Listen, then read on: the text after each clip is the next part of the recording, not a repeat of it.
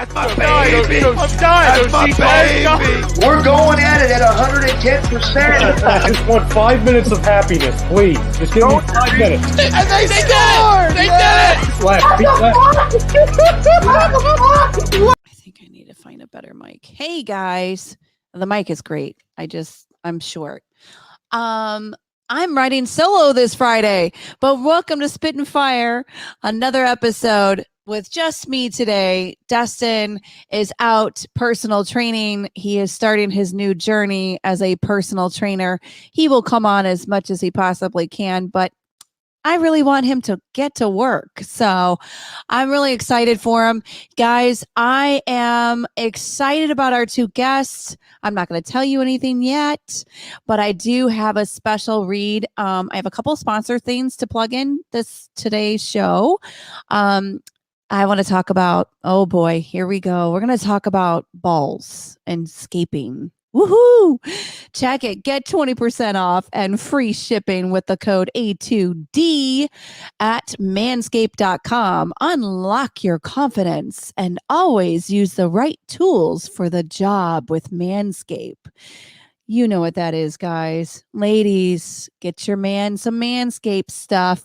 Father's Day is coming up in a couple of weeks, and I'm sure your man can definitely use it, especially in the summertime, because there's some sweaty balls going on right now. Anyway, on to the next sponsor. I wanted to talk about G.O.A.T, my favorite. Wait till you see the second piece that he made for me. Holy shit, it's amazing. G.O.A.T, based out of Fort Lauderdale, Florida. Again, ladies, you can use my code to get your man some ammo jewelry if he is into shooting and guns. Most guys usually are. Guys and their toys. You'll get 20%. Use Blaze20 to get 20% off your custom jewelry piece by G.O.A.T. He's out of Fort Lauderdale, Florida. I can't talk today. And it comes in this handy dandy, awesome little gun case. It's so cute the way he displays everything. So I wanted to give a shout out to Pilgrim Ammunition. They're also based out of Florida, and the one of the owners is an Australian wonderful man who knows his stuff about ammo, and especially right now, this is really amazing. So I'm going to talk about it. It's all silver, which is interesting, and it's 50 grain. And so the velocity is 2,000 and the kinetic energy is 450 for all of you technological people who want to know. The style is an SC HP solid copper hollow point. Again, this is a 9mm, and he's got all of them, I think, except for 40 cal, I think. I'm not quite sure on that one. I'll have to find out.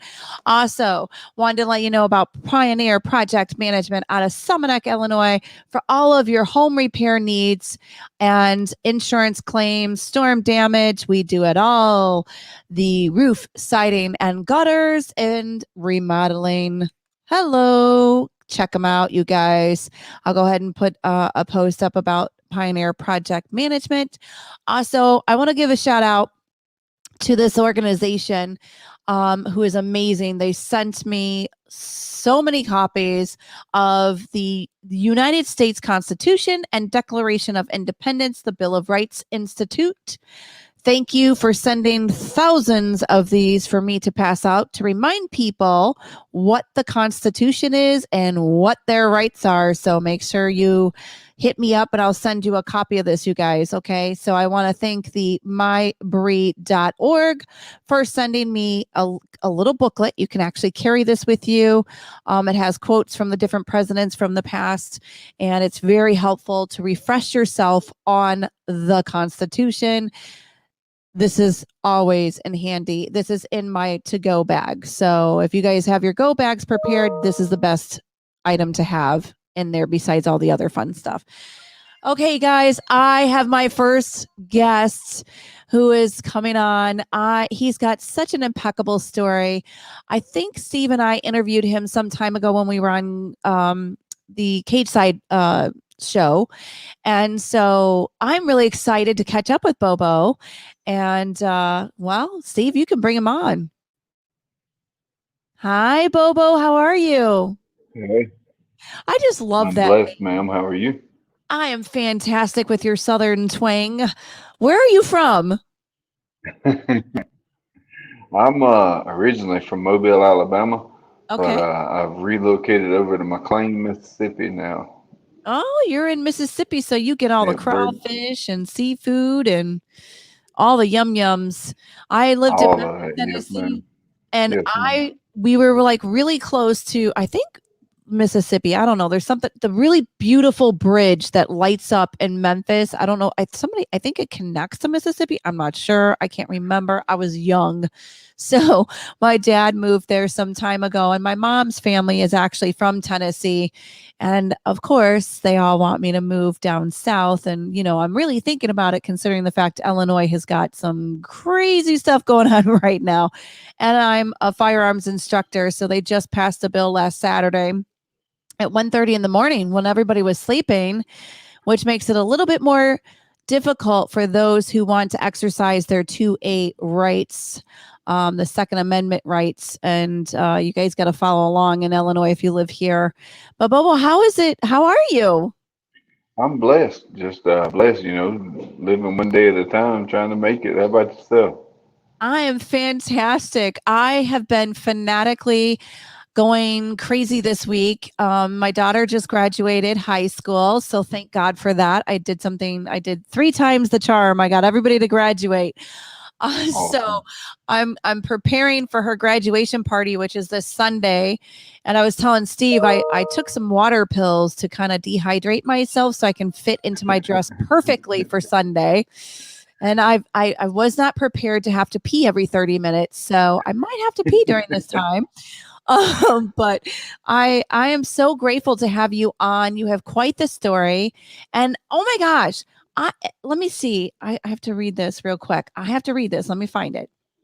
So I gotta ask you this. There's some things that happened. You called out a few buddies. There's somebody you called out this week. And so the question is, what do you think would be the best guy to possibly welcome recently released WWE star Brian Strowman? Hey, who do I think would be the best guy to? I'm pretty well the welcoming committee already, aren't I? I Man, think you are. you, Yeah. you, I had we had Mike Kyle come in and want to fight in the BKFC. And so the way that worked out is 12 days before that card, they called me, asked me if I wanted to fight on the undercard for Chop Chop Corley and Travis Thompson. And then th- they called me the next day, 11 days out, said that guy denied it and asked me about another guy. I said, yeah, I'll fight him too. I was like, man, do you know anything about either one of these guys you said yes to? No, but you asked me if I want to fight. Yeah, I want to fight. I'll figure out about the person I'm fighting. And he called me back the next day and was like, yeah, that guy was not going to fight you either. They're wanting to put the main event fell out for whatever reason. We can't get into all that, but the main event fell out, and they're wanting to put Mike Kyle in the main event. I was like, oh man, that'd be huge. I hope y'all find somebody, who y'all willing to put in there with him. I said, well, we're kind of hoping to put you in there with him. I was like, man, don't play with me. So we ended up, we both signed the contract, both agreed to the fight. The fight happened, and I was pretty happy about that. That was my first fight back in about a year and a half, and been training and working hard and trying to get myself in shape the best I could by myself. But yeah, so I welcome Mike Kyle to it. So if they want to bring Strowman in, I used to love. Now, here a few years back, I was into the wrestling back when I was in eighth, ninth grade, seventh grade, and then football and all started kicking off real good. So I lost track of everything. I didn't watch ESPN no more, and I just was strictly working out and trying to get good at football, which I did. I got very good, and then I like I say, I kind of lost track of it all during that, but I kept track with Braun, Strowman before all that, and he was a new up and comer. Whenever I stopped watching it, and I'd seen him for probably 2 or 3 months. Seen enough to where I seen it. They was going to groom him to be the heavyweight champion, and I was like, man, that dude's a monster. He's super cool, and I like his character. And then I seen where they was talking about want to bring him over to the BKFC, and I done welcome UFC vet. Might as well go for the WWE. You know it. Oh my gosh. What do you think about On, everybody transitioning to bare knuckle? on, No. Go ahead. Finish. I mean, Go ahead and finish your story. I was gonna say the only other crazy thing they could throw at me is get a WWE and UFC vet and Brock Lesnar and bring him over. Let me go ahead and knock out both of them in one stone. That would be good. But Oh, oh, that'd be awesome. that Mike would Kyle be from the awesome. UFC, Braun Strowman from WWE, and then Brock Lesnar from both of them. Yeah, that'd be pretty cool. I would love that. That would But sell some tickets. but no, I think. Oh, yeah, I sure hope so. All right. But no, I think my opinion, the reason why everybody's coming over to bare knuckle is because it sounds appealing. 5 2-minute rounds. That sounds appealing for anybody on the fight link there. But I think what a lot of people do not account for is the fact that for 2 minutes in 5 full rounds, you got to get after it, man. You gotta come and go to work. You gotta bang, and because that's only 10 minutes of fight time. You only have 2 minutes at a time to set up your punch and land it. You know, and so that's not a whole lot of time to work with. At the same time, if you're out of shape, that can be forever to work with too. So you come in real good shape, and you go to work. On top of that, uh, because our hands are hard, we don't have wraps over the top of our knuckles. It's solid contact to the head. So once you're hurt, you are hurt. Yes. Once that punch lands in that spot, wherever that spot is for you, once that punch lands in that spot for you, it's hard contact landing there, and it's not going to last for very long. What that equates to is you don't get a whole bunch of damage going on to your coconut there. And with MMA and pro boxing, it they're getting hit with a big old brick, man. I would much rather get punched bare knuckle than I would with a pro boxing glove on any day of the week. That's And amazing.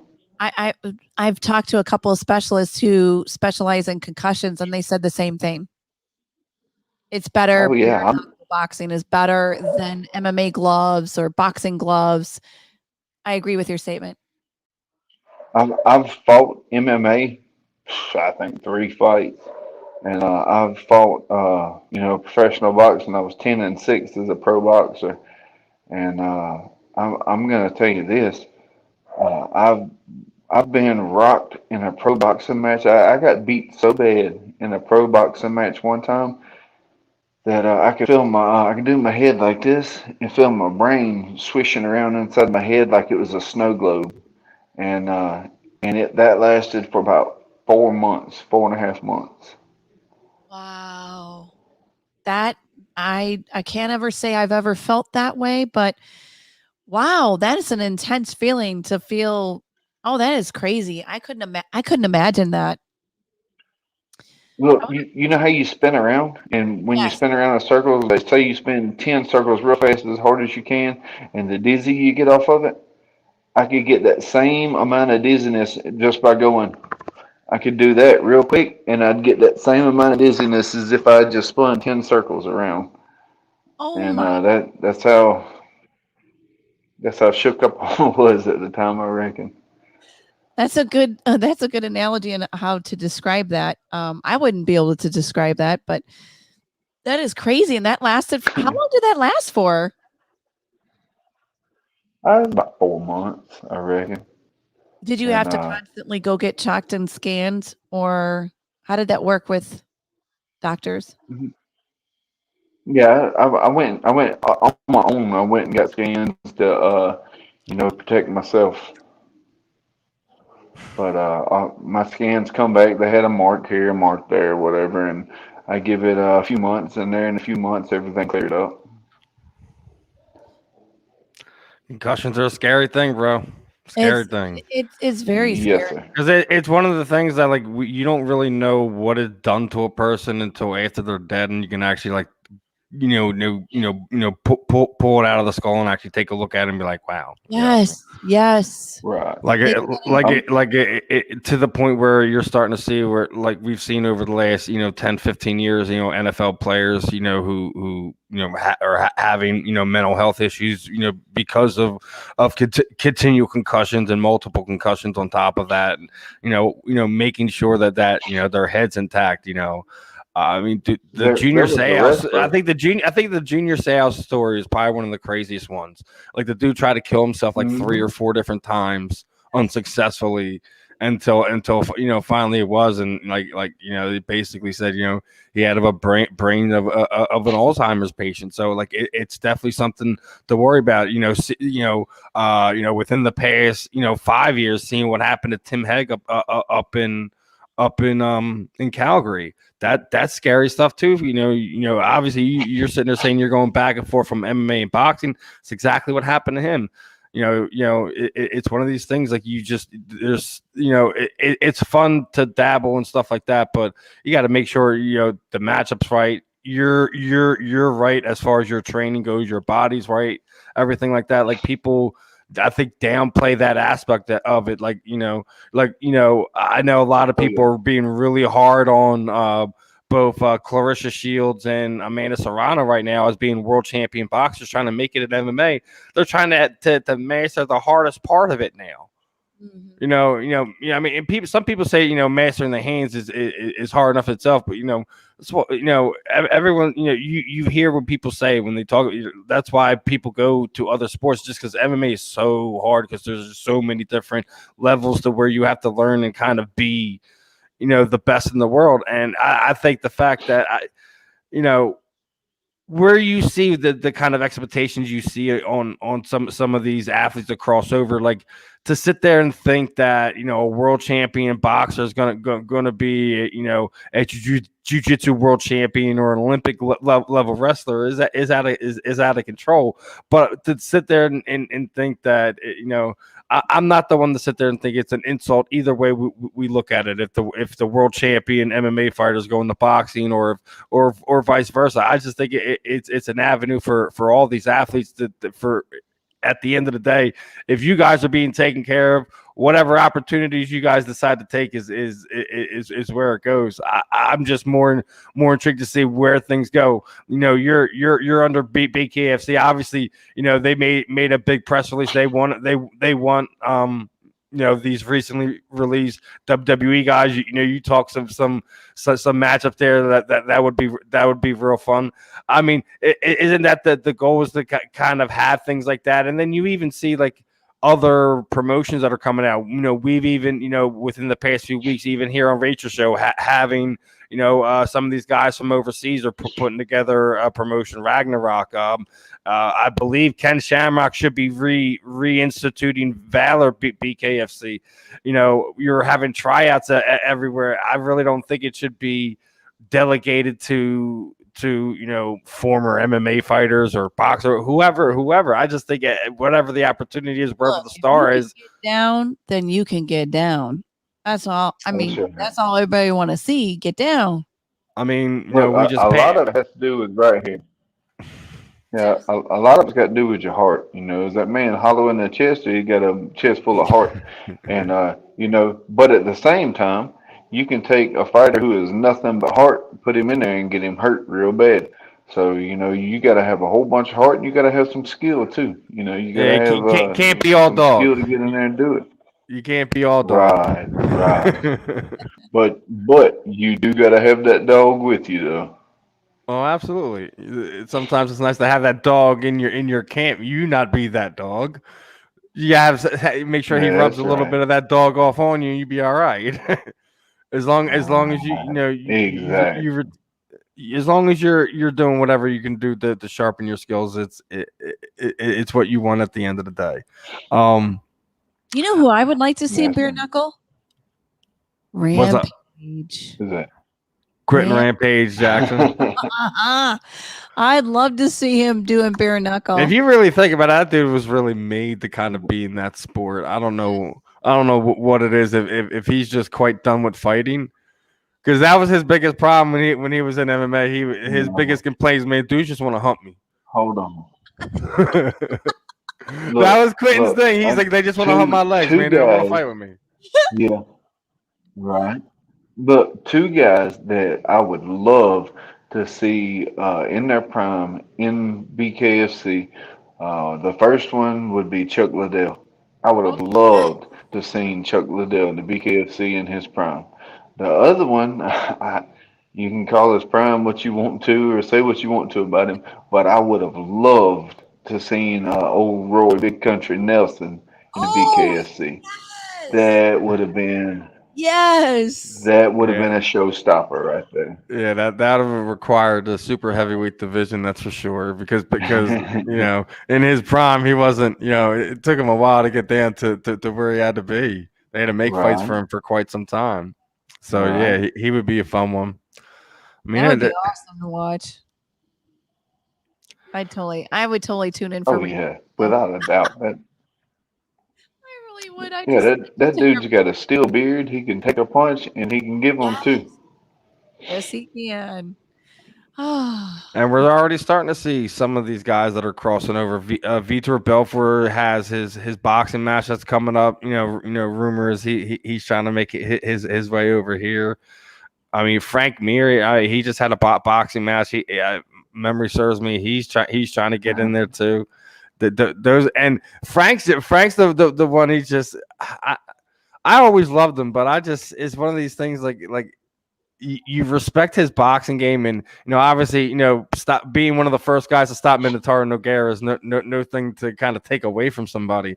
But it's one of those things like this is one of those things that where Frank really has to show if he really is a striker, because it's one of the things that he's just harped on at least over the last 5 years or so that he's been diligently working on. You even go back into before the first Lesnar fight, that it was something that he was just diligently working on more and more.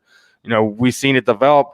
Is that another guy that you're intrigued to kind of see what happens over the next few years? Obviously, Frank doesn't have more than a handful left in him. But what are your kind of outlooks on the see what goes there?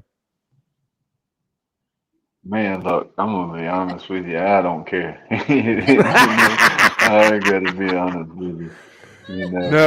No love for Vermeer. Got you. Rematch me with the two that's beat me. Bring in some superstars to put in front of me. Dig up some people to put in front of me that's just warm. But I don't care, man. What I do guarantee is it's going to be exciting no matter what. Even in my 2 losses, what I can still say, even in my 2 losses, is they were still exciting fights. I mean, I excitingly got the fire beat out of me. And that's the main thing I care about. Is that I make exciting fights that people want to see me fight. The main goal for me is that whenever people see my name on the card, that they want to get the pay-per-view because they know that there's going to be something exciting to see in that fight. And that's what I go after. Hey, listen, the fun fights, the action-packed fights is always where you want to be at, and you have action no matter where you go in life. You're at home. Life is full of it too. You guys, your family's going through a battle. Is one of the things me and Rachel want to kind of also touch on and get, kind of give you an opportunity to kind of really let people know what's going on in your life, at least here on the A2D side of things. People that don't know, Bobo's wife is really battling some medical things, and it's one of the things like prior to your last fight, a lot of the media members and people around the the BKFC community really kind of made sure that she was taken care of. From what I was hearing, kind of the star of ringside for that event was your wife. Yeah. She's thought that also the was boss of amazing. you when it comes down to all things, right? Oh yeah. In the ring, out the ring, Mama is the boss. Mama makes the decisions. I love And it. me and my wife, we discuss everything before we do anything. No matter how silly it may seem to other people, we discuss everything before we do anything. And so whenever this opportunity for this fight come up, I get off the phone with Nate Shook, and the first thing I do before I go back in and take my break at work, the first thing I do is call my wife and let her know what Nate had to say. And she's like, okay, well, when you get home this evening, we'll talk about it. And that was it. That was the end of our discussion about it until I got home that evening, went to the gym and trained, kind of let my trainer know that something was on the table. And, my trainer lives in Wales over in the United Kingdom, and we train via FaceTime. So, What? How I does live that out in McLean. Yes, ma'am. Wow. Beautifully. Look, Really? look at my last fight. Oh, I'm so Yes, gonna ma'am. have to wow, how do you do that? Through Zoom or how do you do it? Uh, we we've got WhatsApp, and on WhatsApp, it's got a just like Facebook Messenger. It's got the options to voice chat or video chat or whatever. And so we'll video chat and we'll put the WhatsApp up, and I prop my phone up to where I'm doing the different exercises that he's instructed me to do. I've got a footwork grid that I've laid out. He sent me the dimensions on and how to, lay it out. I laid out a footwork grid. I've got two heavy bags now, a regular heavy bag and then a water bag, the round ball boat buoy bumper style water bag. I've got one of them and a double end bag. And we do a bunch of work on all three of them. And then I've got free weights, and we do not heavy free weights, but more cardio based free weights. And so we go through with stuff like that, and he instructs me on everything while we're working. And I get off work at 4:30 every evening. I'm sorry, I'm having to move upstairs. Everybody's coming inside now, but I get off work at 4:30 every evening, and then we're in the gym training by 5:15, and then we'll be done around 6:30, 7 o'clock. But so 5:15 my time is 11:15 his time, Oh and wow. yeah, and then so whenever we get done at 7 o'clock my time, it's what 1 o'clock in the morning, 2 o'clock in the morning his time. Now what made you So acquire a coach from overseas? he did it all. Really, you want to know the truth about it? God Yeah. did it because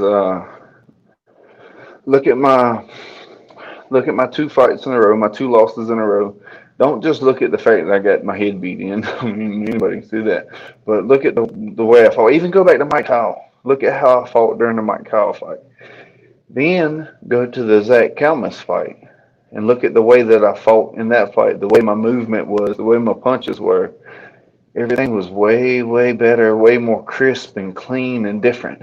What happened is, um, after my Shoemaker or Adams, after the fight, no, it was a couple weeks before the Adams fight. This guy reaches out to me, says that he's a BKB trainer over in Europe, and he's from the United Kingdom, and he wanted to train me via FaceTime. Said he's got several people that he's been training via FaceTime because of COVID. And man, I was like, look, I was typing him up a message. I was on my way of typing a message, had about 2 pages worth of a message typed to tell him no, because I done had other people reach out to me over the same exact thing. Something didn't feel right. So I stopped and I prayed about it. I talked to my wife about it for a second. We both prayed about it for a second. And I got an easy feeling. I got calm. I was no longer nervous over it and no longer scared of it. So I was like, all right, okay, God, this is what we're doing then. So I had to delete 2 pages worth of a Facebook message I was fixing to send to him. And I was like, all right, look, I had this offer from a couple people already. I've told them no. I don't know why, but I just prayed about it, and I feel like I need to tell you yes. So when do you want to start? He said, oh, mate, beautiful, beautiful. Let's go tomorrow evening after work. I was like, all right. So we set up the time. I told him about the time. He's like, oh, no problem, mate. That'll be about 11 p.m. my time. He said, so we'll have a go at it. I was like, okay. We did a full-fledged. It was 11 p.m. his time, 11:15 his time whenever we got started. Like I say, we worked out for an hour and a half, 2 hours. So it was 12:30, 1 o'clock in the morning by the time we got done. And before my Arnold Adams fight, I had a question about my jab.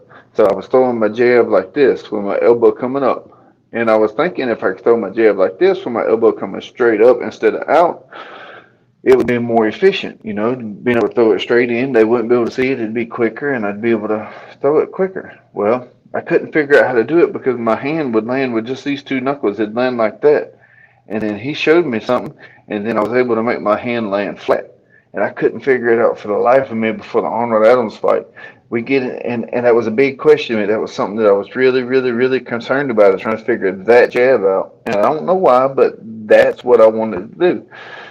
The first thing that he does is he lets me hit the heavy bag for a full round while he watches me. And then he's like, oh, it's crap, mate. It's crap. He said, you had some good looking stuff, but the first thing he wanted to address was my jab. The first thing he taught me how to do was throw my jab with my elbow coming straight up, the way that I was trying to figure out before the Adams fight, and showed me one little tweak to make my hand land flat. I was like, all right, God, I see you showing out. Yes, sir. I understand. It's just because that was the one thing I was trying to figure out, and that was the first thing that this guy taught me. So I was like, all right, I don't know how it's gonna work, but Lord, you'll show me. And I'm telling you, it has been just one thing after another of good and positive stuff. The footwork I'm learning from this guy, the head movement he's teaching me, just, oh man, I can just go on and on about it for hours. But I think it's amazing that this man is skilled enough to be able to teach me all of this via FaceTime. I've never laid my eyes on this man in my life, but via FaceTime, he's able to teach me all this stuff. Such a blessing. I have to say, I love your faith. Number one, I'm a God-fearing woman myself. And I have to tell you that God is so amazing in bringing the right people together. And your story confirms that. And I've had 2 instances over the last probably 6 months where I've made connections with other people that I ordinarily, look, I would not become best friends with a 63-year-old woman, but she's amazing. And God brought us together, and we are like inseparable. It's the craziest thing. I don't even see her age. I just see her as just a young woman who just wants to have fun, and she's so full of energy, and she's God-fearing too. And I love it. God-fearing. And she's taught me quite a few things about faith. And she also taught me to not have any fear. Despite all of the stuff that we see, read, and hear, we are to have faith, and we are not to have fear. And you are a fearless man. Right. Exactly. And I love that about you. I gotta be. Yes, absolutely. I'm called to be. And I love the fact that you and your wife pray together, you talk and communicate things together. That is very special, because that's very difficult to find in this world, especially with how things are going right now. So I commend both of you on that. But I do want to go back, and I want to touch on your wife again, because I want to make sure I hope that they posted the GoFundMe, page. I sent them the link to add to the description of the tonight's show. And I want to say, please, you guys, there's a GoFundMe for Bobo's wife. Please click on it and donate whatever you can. If it's $1, $10, $20, it all helps out. If we all gather together, I'm going to make a little donation myself. We all have struggles, but in times of need, we all need to come together and help each other. You never know when your time is. So tell me a little bit about your wife. I know we had some conversation on Facebook and I shared with you my story. So I can feel the pain that your wife goes through. I know that pain.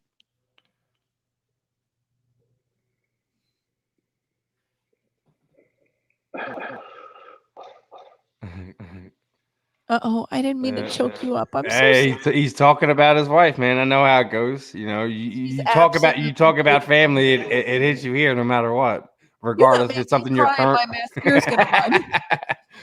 Bobo, Give him a second to compose himself. It's all right.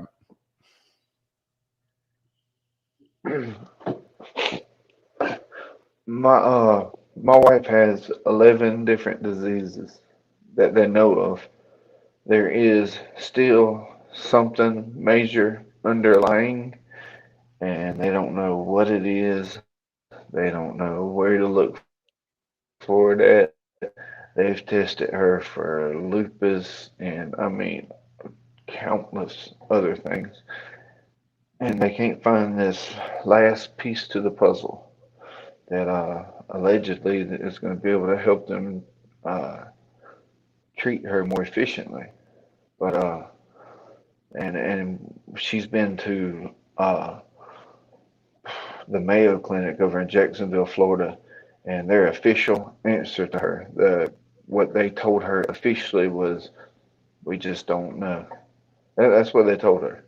For $14,000, they told her, "We just don't know." On top of having to send her over there, pay my little cousin to take off work to go with her, hotel rooms, food, the whole works for a week of being out there, plus the 14 or 16 grand, whatever it was, the hospital charged us. And their answer was, "I don't know." We went up to Birmingham, University of Birmingham, and they did diagnose her with EDS, which is like a joint issue where she has hyperflexibility. So the doctor picked up her heel and just picked her leg up by her heel, and her leg bent backwards. Her knee bent the wrong way, and he so he was able that and a couple other tests he did. Her joints are very loose. Her hip, what they say sublux, which is like pops halfway out of place and pops right back in whenever she goes to walk. Sometimes is very painful for her. It's caused her to fall multiple times. So she's 31 years old. She walks with a cane. She has a wheelchair. Whenever we're going to be up for an extended period of time, she's got a wheelchair that she's got to be in. Um, she uh, she has fibromyalgia, which causes your skin to hurt like you've got a fresh purple bruise on it from head to toe all day, every day. She's got hypertrophic cardiomyopathy, which is a heart disease that causes your heart to grow. It don't grow this way; it grows inwards and closes off the chambers in your heart. And so where we can pump, let's say, I don't know the exact numbers, but say we can pump like a cup of blood per pump of her heart. She pumps like a quarter cup of blood per pump of their heart. Um, she they had her in Ochsner's Hospital, in and out of Ochsner's Hospital from about 13, 14 years old on up to the time she was 18. A couple months before she was turned 18, she went in and they didn't expect her to leave without a heart transplant. And the doctors came to her and her parents, said, "Look, we got two different surgeries. We can offer you one of them. We can kill you and take your heart out of your chest, cut your heart into little bitty pieces, cut your heart into like four different pieces, split the walls in half, sew your heart back together, put it in your chest, hook your veins back up, and thump your heart, and it should start back up. It should. And she didn't like that option. The, The the, second option was an the, experimental surgery that only been done. Do what? I said the fact they're saying it should, that you lost me right there when you said it Which should. tells me they don't know. They don't know. They're Right. experimenting. And Bo, Right. we But had this conversation about that. But go ahead. this surgery they was pretty confident about that surgery. The next one was experimental surgery. It only ever been done in Canada, I believe, at the time, where they go in through your growing and go up to your heart, to the inside of your heart, and they inject your heart muscle with alcohol to kill its ability to grow. I ain't too bad, other than the fact that you got to be wide awake when they do this, and you cannot have any painkillers while they do this because your body recognizes it as a major trauma and will just shut down if you're asleep. So you have to be awake and consciously fight to stay alive while they inject your heart muscle with alcohol.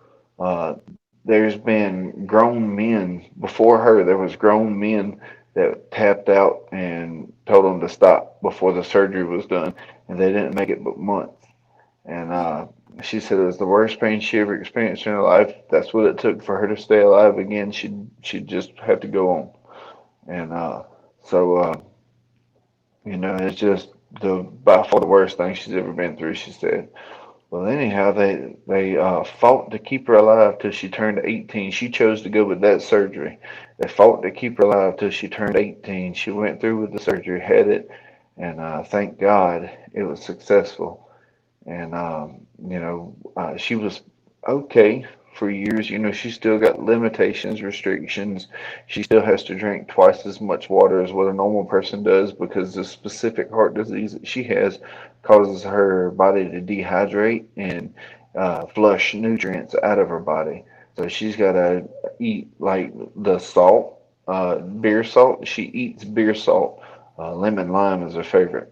She eats the beer salt and drinks a bunch of water. The beer salt helps her retain water, retain fluids. Otherwise, her body would just flush it out. And she has to drink like Coke and Dr. Pepper and other stuff to make her body retain the water, make it hold on to the fluids rather than just flushing it through because of the specific heart disease that she has. As a matter of fact, whenever she gets sick, that gets worse. She's battling bronchitis. So I guess the change deep of bad the inner ear infection. yeah, I was about to say the change of the seasons are probably interesting around your household. Oh, oh yes, sir. She's battling three different illnesses right now. I think like strep throat, bronchitis, and a deep inner ear infection. I get a text message while I'm at work Tuesday or Wednesday.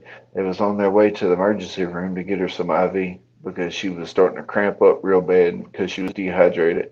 They in less than an hour, her body sucked down 2 bags of IV fluid, and they was going to give her another one, but wanted to see how she felt about being able to stomach something. She drank a cup of water, so she felt fine with it. So she had to go home and drink. She was able to pee before she left the hospital. She went home and drank like another 60 or 70 ounces of fluid before she was able to pee again. And so that's how dehydrated she was. But and it's one of them things where I've got to have my job. I've got to have the health insurance. Yeah. I've got to make money, and so her mama stays at home with her. Her mama was the one that took her to the emergency room while I was at work. I get off work and they're already headed back home. So I mean, there's there's a lot that goes on. There's a lot that goes into it. There's a lot of days to where, like on my off days, I'll wake up and I'll get with baby girl. We got a 3-year-old, but I'll get with baby girl and take her and cook her breakfast. She likes bacon for breakfast every morning, but I go take her in there and make her bacon for her, and we'll play and I've got to play in the Barbie house and, go play on the swing set. The big thing is, this is stupid. It's stupid. But our big event every Friday and Saturday morning, we've got to go to the dollar store so we can go buy her some toys. And so we'll go up to the dollar store and buy a cheap little $4 or $5 toy that's going to be broke by the time we get home anyways. But it's the principle that's what her and Dada does. We go up to that dollar store every Friday and Saturday and get them toys. And that's what she enjoys. But I do all that and allow my wife to be able to sleep because along with everything else, she has to have 8 to 10 hours of sleep a night, and sometimes more depending on how bad her body's feeling, how bad her body's doing. And so, with all that's going on with her body, she's got to get her rest.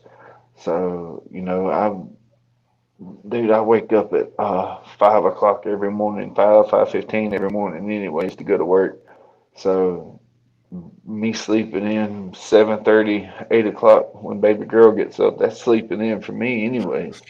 So, I'll get up and go with it. Look, this is my normal schedule. I'll wake up about 5:15, throw my clothes on the way out the door, go to work, uh, get off work, come home. I'll be home for about 5 minutes to change clothes, to run up to the gym, which is literally 4 or 5 minutes from the house. And I go to my gym, FaceTime my trainer, we'll train, come home, I'll shower, help take care of my wife, get whatever she needs, get her something to eat, whatever, play with baby girl. I'll be home and out of the shower by about 7:15, 7:30 p.m. every night. And me and my wife, because the only time we get to spend together is when we're laying in the bed, just chatting or whatever. And she spends most of her time in the bed because she has to, because our body just can't handle doing much of nothing. But we'll stay up 12:30, 1:30 every morning, talking, chatting, cutting up, whatever. And I usually fall asleep about 1:30, 1:45, and I'm right back up at 5:15 to do it all over again. And so whenever I get to sleep in till 7:30, 8:30 every weekend till baby girl wakes up, that's a treat for me. I remember when my daughter was that young. When they feet hit the ground, it's over. Oh, Ain't no wide more sleep open. time. That's right. She's like a chainsaw, either wide open or dead asleep. Then ain't no in between. I can relate. I've had to watch a 2-year-old for the last 3 weeks, and I forgot what that was like. All my children are grown, all three of them. And so my 2-year-old grandson, I'm watching him like, I forget to eat. I forget that I can't go to the bathroom by myself. And I think I've lost some weight because of all the cardio I've done with him. But I I'm so choked up right now, and I am so thankful that you're sharing this story, because I hope that this show, and I hope that someone hears this show and hears your story and offers some type of help. There's got to be somebody out there in this world who knows about this and who can help. And I'm really hoping that we can make some kind of connection, some kind of helpful connection for you. And I know If we've if posted. there is if there is somebody out there, she's got dysautonomia, she's got hypertrophic cardiomyopathy, she's got fibromyalgia, she's got GERD, she's got esophagitis, she's got 4 different intestinal diseases, another 2 nerve. She's got 11 diseases total, and treating every disease, when you treat one of them, it makes another one a little bit worse. And then whenever you treat that one, it makes another one a little bit worse. So it's almost at a point to where nothing is the best thing to do for some of it. And so, just learning learning to live with spitting up acid, it's kind of yeah. So It's a it's rough thing to deal with. Yeah. If I was there, Bobo, I would be there. I'm so choked up right now. I can't even. I would hug all of you and I would do my best to help you guys. I would volunteer. If you guys are local and you are around Bobo, please volunteer your time. I mean, if I was there, I would come pick up the babies and hang out with the babies and give them some time together. Or maybe, pay, donate a few $100s or whatever his pay is for the day so he can spend more time with his wife. These are things where we all need to come together and we need to help. If I was there locally, I would totally help you guys. I would offer my time because that's just how God works. I feel like all this being said, I need to let you know this too. Before my wife and I got married, crazy story, we met online December the 19th. We met in person December the 22nd. I met her family December the 25th. We got married January the 15th. Wow.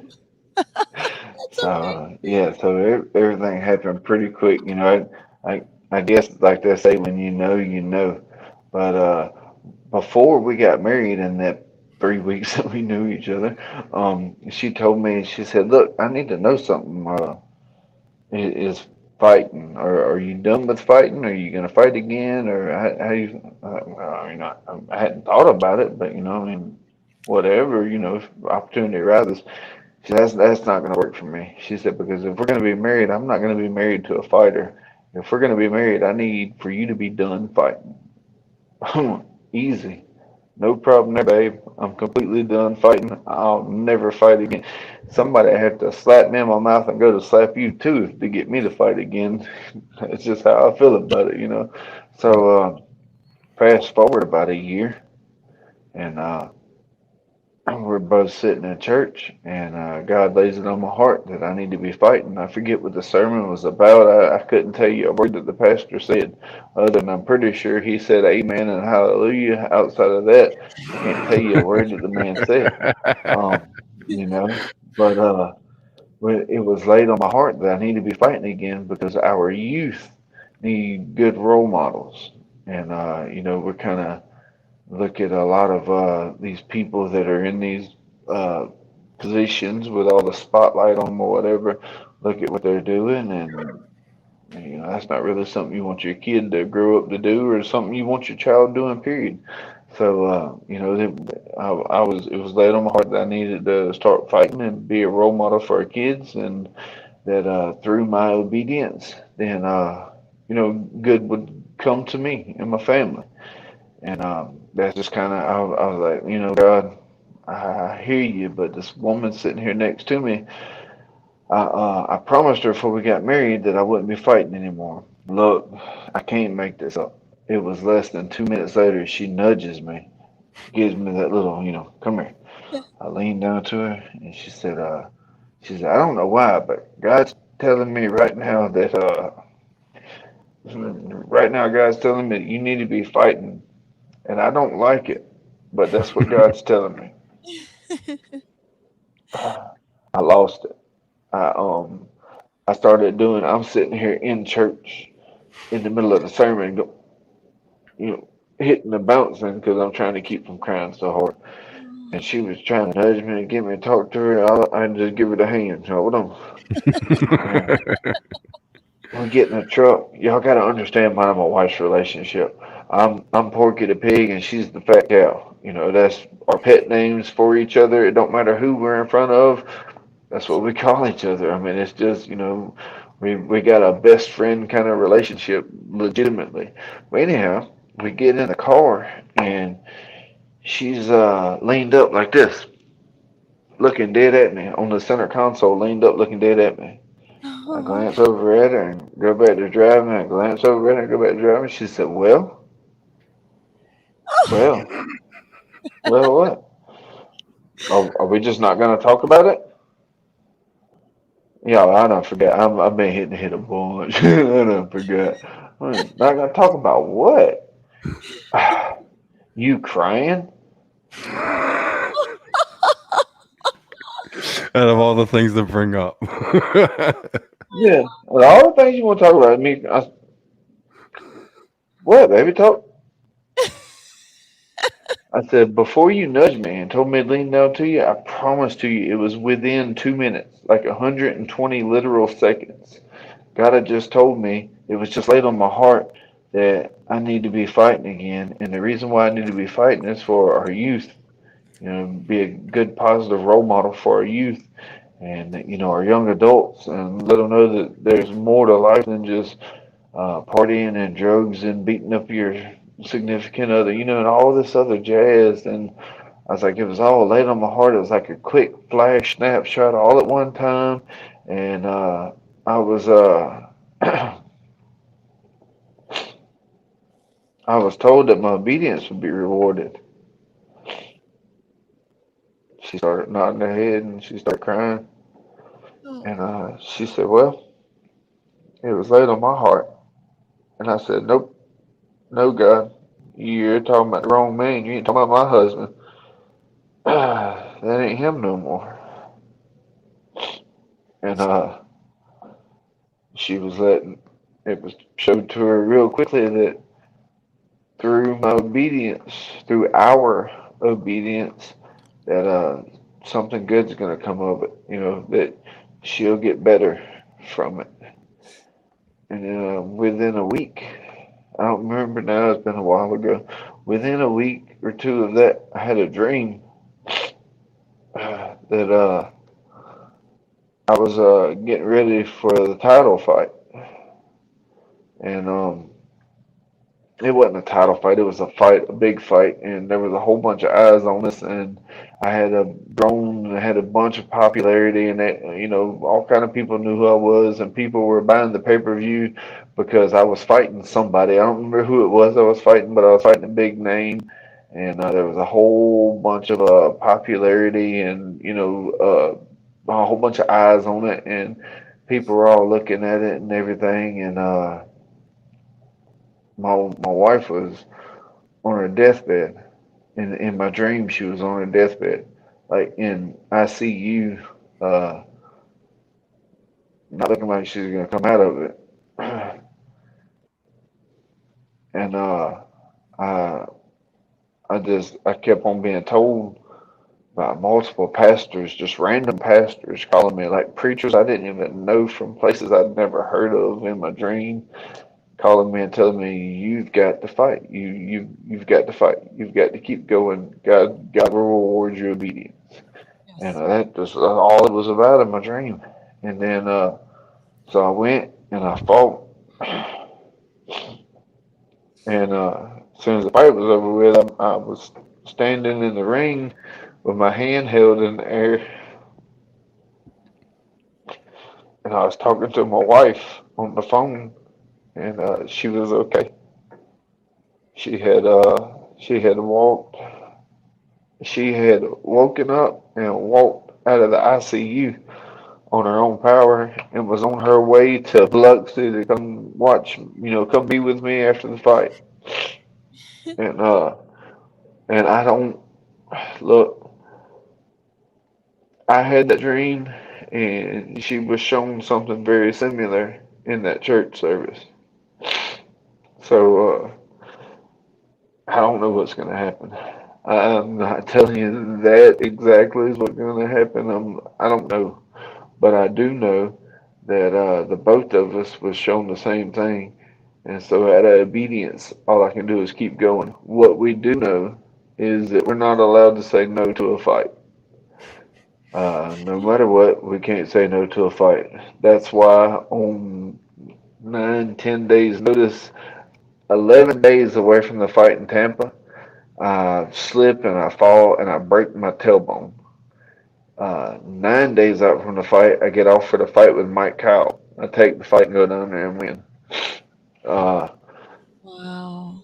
11 days before my very first BKFC fight in Biloxi, I was chopping wood as part of my training and had a mishap with the axe. It goes into my left foot. I fought my very first BKFC fight with 11 stitches in my left foot, Wow. but I'm not allowed to say no. we know I'm not allowed to say no. I get a phone call 9:30 in the morning on a Monday morning, want to know if I want to come and fight Friday night in Birmingham. Um, I can't say no. I've got to say yes. So all I had to do was make sure that in an impossible scenario of seeing if I could get vacation time approved from work for 2 days away when you're supposed to put your vacation time in 2 weeks out, and impossible. And there's no way they're going to say yes to that. They approved my vacation time at work and let me take off so I can go to Birmingham and fight. I mean, come on. There's too many things lining up to prove what's been told to both of us for it to not be right. And so, we just got to keep going on with what we're doing, keep being obedient, and keep being a light, keep showing people love, and that's a lot of what y'all might not be amazed at the messages I get where people talk about how they just love me and my wife to death just for the love that we show. And it's kind of crazy to me It's that it infectious, ends bro. out as something special. That stuff Well, like that's yes, sir. infectious, man. Yes, sir. And I hope so. I hope and pray so. I pray to the good Lord it really is, because man, that's all I'm trying to do. That's my main goal. God's greatest commandment to us Our buddy was Jeff that is back we this week, love one Rachel. another. Yes, sir. Yes. You've got a comment, Jeff. I can't read that, but Jeff. Basically, he was thanking Bobo for basically one of the most open and honest athletes that we've had on here recently. It's a refreshing thing, man. And like you were talking about, it's special. Some people are special in different ways. Some people are special athletically. Some people are special because that there's just something about them. I think what you and your wife are kind of I think that's what it is. I think that's probably maybe what was said, why you both got that message, because there's something that you both are supposed to be doing inside of combat sports. We don't know what it is yet. I guess we'll find out over the next few years, huh? Man, I'm just hoping and praying, man. That's all. That's all. Look, it is. I promise to you, it's ironic that you bring up that exact subject right there. I promise, as the Lord is my witness, me and my brother-in-law were sitting over at his mother-in-law's house a while ago when we were over there visiting. He and I were alone in the living room, and we were talking about that exact thing. That there's a play or something for us. There is something that is for us. Everybody's got a feeling of it, but nobody knows exactly what it is, exactly what the is there for my wife and I, and I mean, and dude, look, I'm just some simple old country boy from down south. I mean, I love everybody. I've always loved everybody. I've always been the guy that got along with everybody. I can get along with you, and I can get along with your nemesis. I mean, that's just I've always been that way. And I'm kind of like the same way. I don't like, unless there's an actual problem between like person A and person B. Like, I don't want to get in between that. Like, if I don't have a problem with person B, why do me and person A have to have a problem? I'm not like right. I'm with you there. Like unless it's like a personal thing or maybe a character thing or something like that I just don't vibe with who I am. Otherwise, then you cool people with me. Look, man, this is where I've always been my whole life. If people come up to me and say, "Hey, man, watch out for that cat right there. That dude did this, and he said this about me, and he said this about my girlfriend, and just watch out for him." I'm gonna listen to what they got to say, but I'm not gonna hold them things against that guy. The reason why is you don't know what your buddy and his girlfriend did to that guy to make him say those things. yes. You don't ever hear that side of the story. All you hear is his reaction, and it's played off as he had that reaction. It wasn't a reaction, that was just his action. That's just what he did.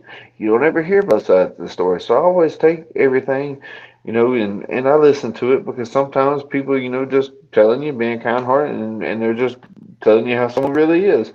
But a lot of times, what you find out is the person that they're talking about, you get to know that person. Like, man, that joker ain't nothing like what they said. Well, the Yeah. reason why he's nothing like what they said is because at one time he was nothing like that to them people as well. But until they did something that crossed him, then he become that way towards them. So I mean, I don't pay a whole bunch of attention to the way, some people say, oh, watch out for that joker, he's that way, or he's this the way. When you hear the same thing from 5 or 6 different people, yeah, then you start looking at it and going into it. But I go into everything with an open mind. Everything I go into with an open mind.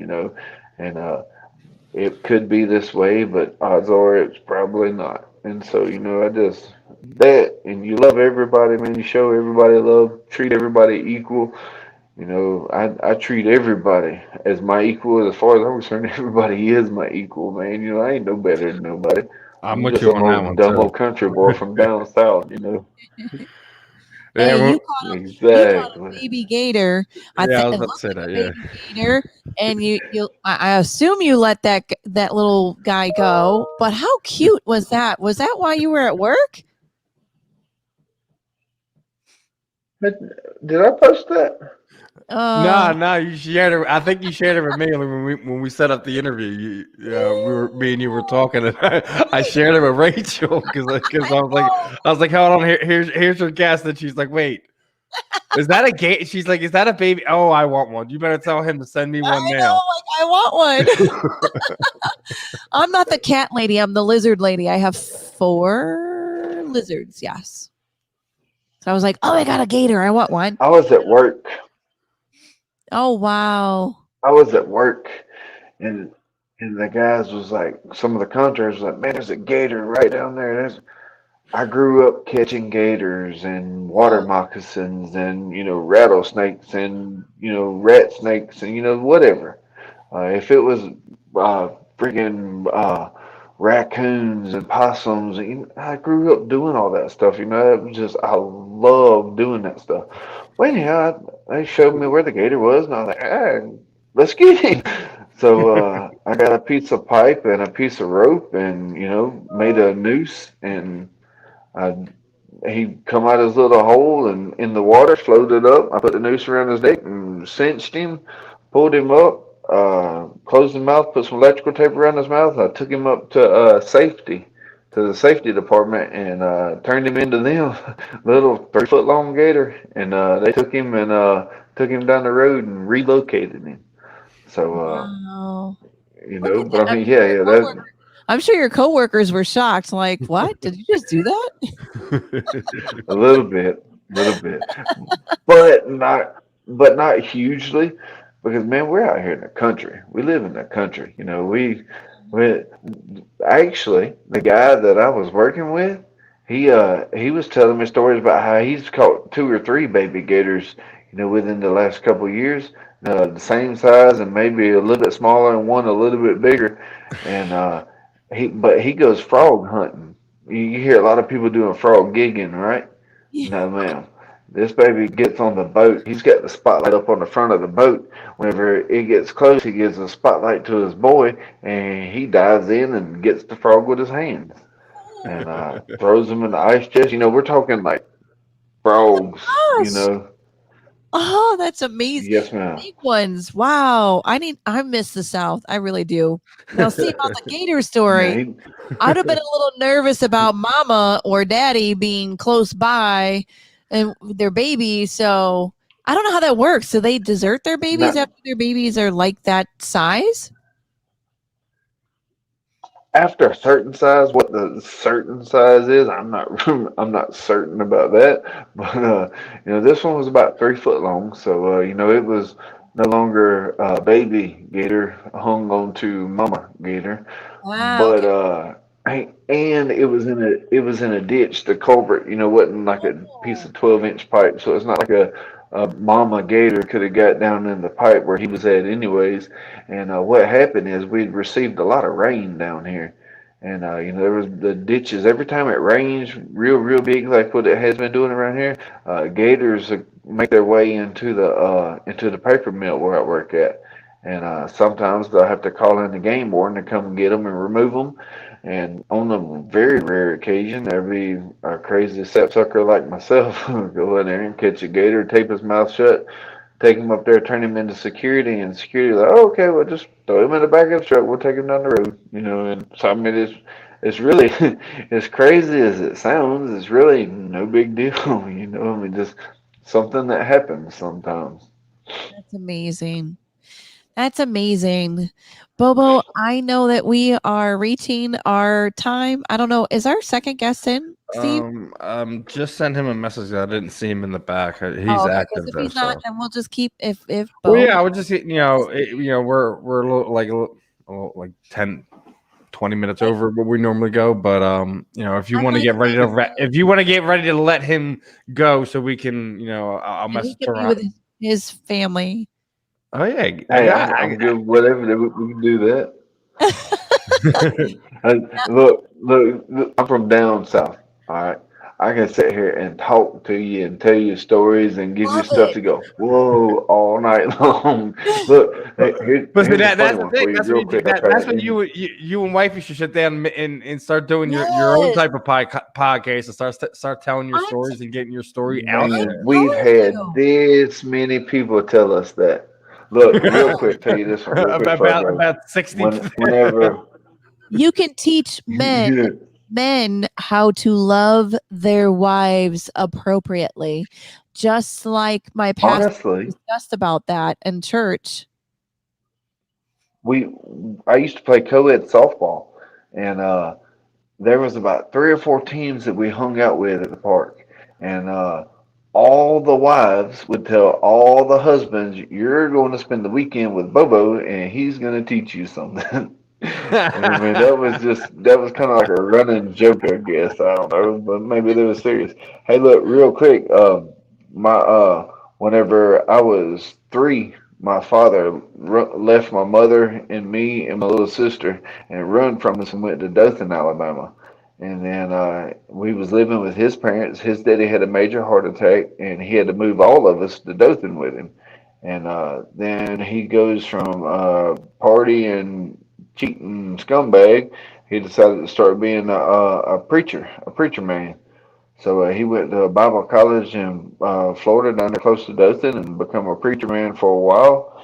And then I turned, say, I was probably 15, 16 years old, and he decided he wanted to quit preaching and decided he wanted to teach me how to party. And so first beer I ever drank was with him. First time I ever got drunk was with him, and he decided he wanted to teach me how to party. And so he goes from preacher man to that, and then I ended up messing around with my mama a lot and left my mama. And I think he's on wife like number 3 or 4 now. But and so that's what I was raised with. I was a Division I prospect for as an offensive lineman whenever I was in high school. Had colleges reaching out to me, wanting me to throw the discus and shot put for them. Played a little semi-pro football. Did tough man contests. Right, Wow. Pro you did boxing. semi-pro football. I gotta ask you, the USFL is coming back up. You wanna add another sport to your list? Steve, give me a second. I have to do that All right, real quick. I have to go take ahead. a break. God, do what you gotta do. Exactly. If the money's right? If the money's right, Right, but right. That, hey, I mean, it's the yeah. USFL. They just announced that they're coming back after what they've been going since like 1986, I think it was. Oh wow. Yeah. So Man, them dollars talk loud. Them dollars talk loud. yeah, Uh, exactly. uh, I'll be honest with you though, man. I like this bear. I really, really like this bare knuckle fighting. I really like this. And And speaking of which, obviously I think we're getting within a month or here. So for the heavyweight title fight there, Joey Beltran, is going against gets big Sammy there. Obviously, you're no stranger to Sam there. What are your thoughts on that one? How do you see that playing out? Does Joey retain, or is Sam prized for an upset? oh man, look, I have never really been one to say this guy's going to win, that guy's going to win. But breaking it down for you, and I don't just not say that to people. I don't know, so I can't even say it for myself. You know, even in my personal, sitting in the living room watching my wife, who's going to win this one? I don't know. But I can tell you this: uh, if Sam goes in there and fights Joey the way that he fought me, he stands a chance. If he gets his cardio real good and he fights Joey the way that he fought me, he stands a chance. If Joey goes in there and fights his fight, he always stands a chance at winning. Always. You know, that man's resilient. He's tough. My father's half Hispanic, half Mexican. And so, all I got out of it was this thick, nappy hair that I got, thick old fluffy hair, and a hard-headed mentality. Man, I'm about the most hard-headed joker you ever wanted to meet, man. Tell me I can't do something, and just because you said I can't do it, now I'm learning how, and I'm going to do it. And so that's all I got. Joey, he's got that true Mexican grit, and he can take punches and keep on coming forward. And he's very resilient. That's kind of a quote unquote trademark of Mexican fighters. And, so Joey's tough to beat always, no matter what. Keep coming forward. Yeah, Arnold Adams beat him. He got a cut. And it was a doctor stoppage or whatever. Yeah, I don't. But I'm not a fan. I'm not a fan of that. Especially if we're talking bare knuckle boxing. Like if it's if it's something, especially when we're talking title fights and stuff like that, contenderships and stuff like that. Like, come on, give the guy a round or two before you're gonna try to take something from him. Right, exactly. Yes, sir. I'm with you there. You guys are built. You girls who are hopping in BKFC or your other bare knuckle boxing promotions, they're just built differently. A cut's not gonna deter them, stop them. I get the medical side of it, but within reason. Within reason. We've seen a couple of these fights to get stopped for a cut. It's like it's not even going in their eye. Why are we stopping this fight? Yeah. My buddy Ryan Jones. My buddy Ryan Jones down there in Birmingham or up in Birmingham. Yeah, he was cut. It was all the way across his eye and come down the side of his eye. Oh. The blood was flowing all the way down that cut right there and coming down the side of his face. He did not have any blood flowing in his eye. Wow. But it was a big cut. It was a big, nasty looking cut. But the blood was following that cut and running around his eye. And they stopped it over that fight that he was winning, by the way. Yes. And he was winning. that was heartbreaking. That's a tough pill to swallow. That's a tough pill to swallow. I was shocked that I understand them stopping it, but I was shocked. I'm like, he's winning. Let him finish. Yeah, I hate it. I hate when they do that. We're talking about here. That's what I hate. Like, it's different. Like, if a guy's getting pounced on, yes, and he's taking punishment and whatever. But if both guys are going back and forth, and the guy who has the cut is actually chasing the other guy or girl around the ring or cage, we shouldn't be talking about wait, we gotta check this cut.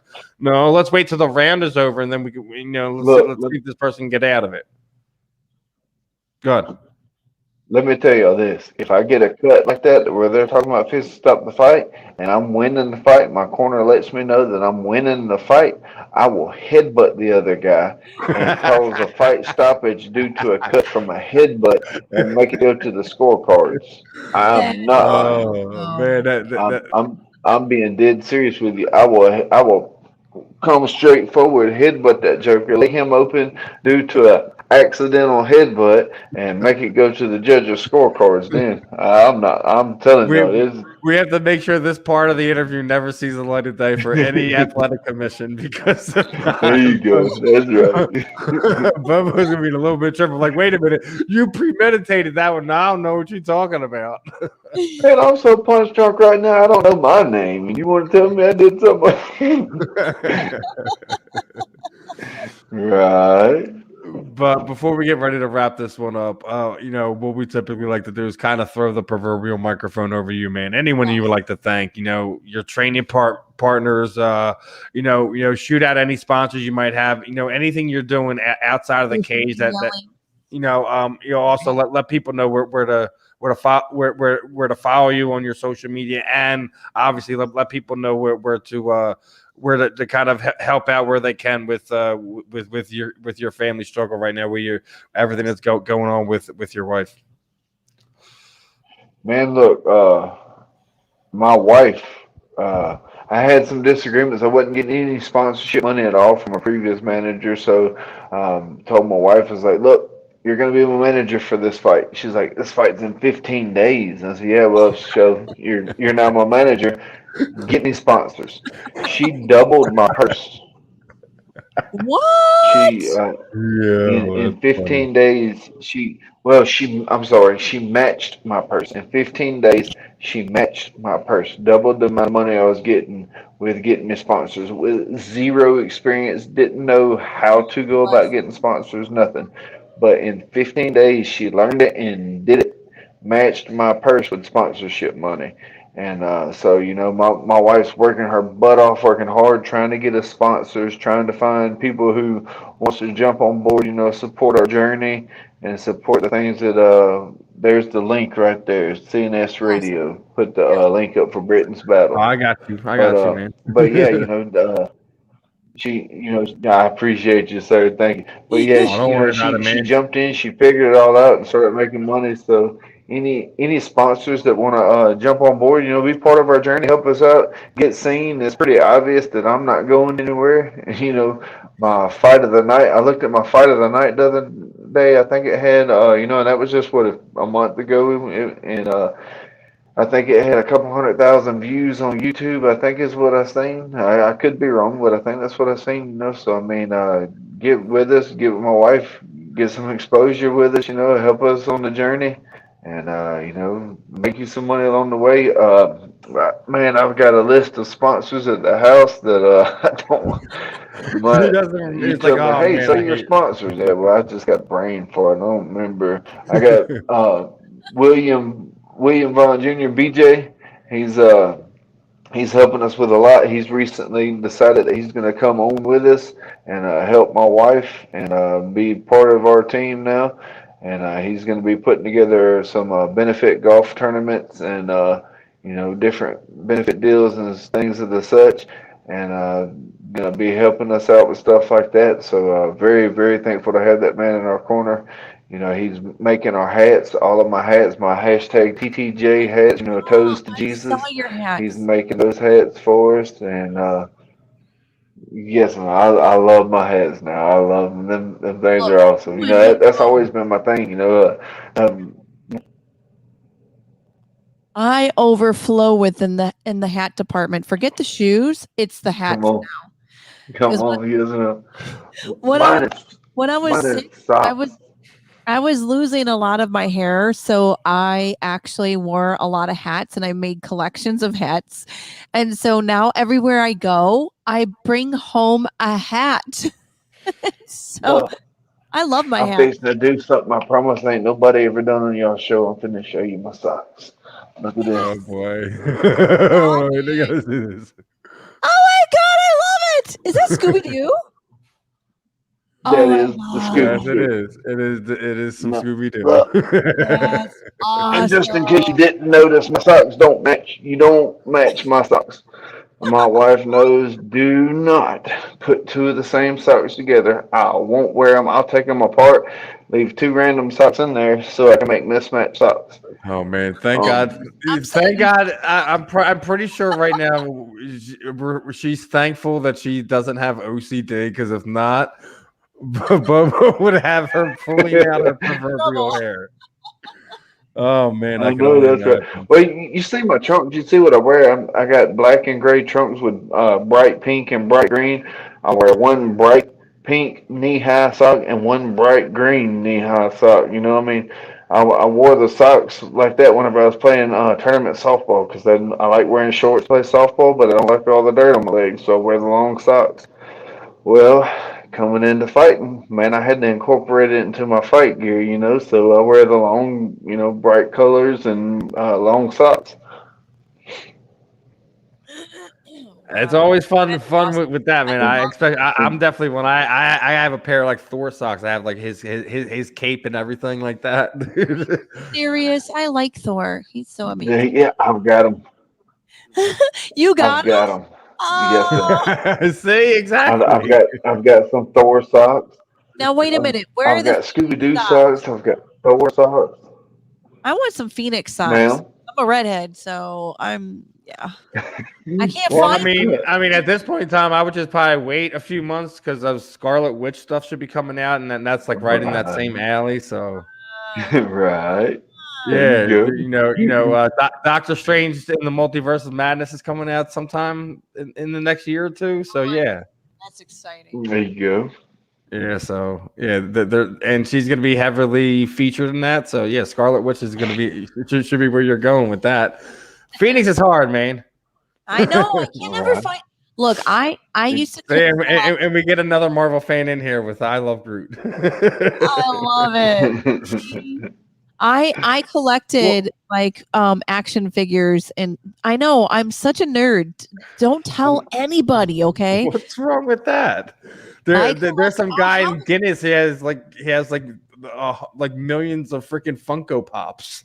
Hey, I actually have a Phoenix action figure that lights up. Her hair lights up, and you can't find her anywhere. And I love her. I collect socks and scarves. Did you say scarves? Yeah, look. Oh, scars. Oh. Okay. Look. Oh my gosh. See? Yeah. So took half your eyebrow. It's okay. One of them scars over my eyes from when I was a baby. Really? I was wrestling with my father. He somehow or another ended up being tripped into a coffee table. Oh my goodness. So I'm a rough and tough kid.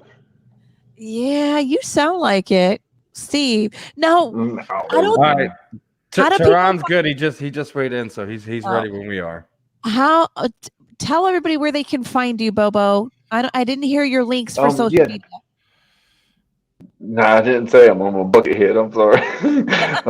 You can find me on Facebook. Bobo O'Bannon.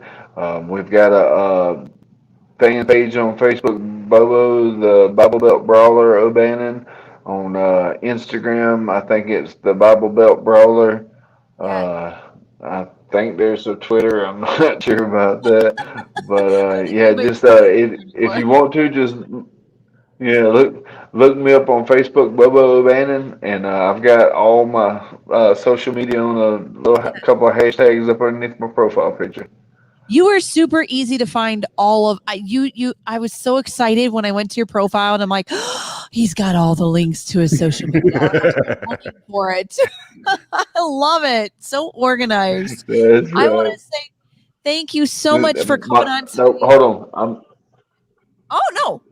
I'm terribly not organized. It's my wife that does it. So. Oh. Well, hats off to your beautiful wife. And I am believing God for a miracle for your wife and your family. And if there's anything that we can do, please let me know.